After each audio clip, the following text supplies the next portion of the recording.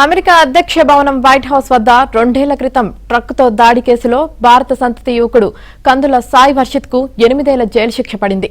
2023లో Nazi భావజాలంతో వెళ్లి democratic ప్రభుత్వాన్ని కూల్చేందుకు యువకుడు యత్నించాడని తీర్పు సందర్భంగా న్యాయమూర్తి తెలిపారు.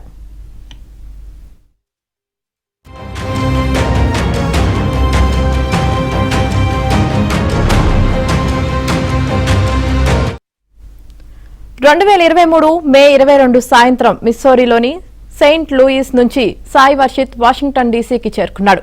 అక్కడ ఓ ట్రక్కును అద్దెకి తీసుకుని వైట్ హౌస్ వద్దకు వెళ్లి సైడ్ వాక్ పై వాహనాన్ని నడిపాడు. పాదాచారులు భయాందోళనకు గురై పరుగులు పెట్టారు. అనంతరం వైట్ హౌస్ ఉత్తర భాగం వైపు భద్రతా నిమిత్తం ఏర్పాటు చేసిన ట్రాఫిక్ బ్యారియర్స్ ను ఢీకొట్టాడు. ఆ తర్వాత ట్రక్కును రివర్స్ చేసి మరోసారి ఢీకొట్టాడు. వాహనం నుంచి కిందకు దిగి నాజీ జెండాను పట్టుకుని నినాదాలు చేశాడు. అప్రమత్తమైన భద్రతా సిబ్బంది వెంటనే అతన్ని అదుపులోకి తీసుకున్నారు.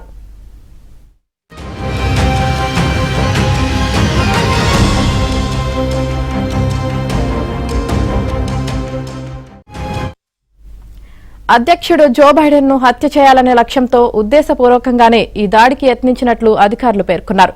ఇందుకోసం అతడు 6 నెలలుగా ప్లాన్ చేసి మరీ ఈ ఘటనకు పాల్పడినట్లు తేలింది.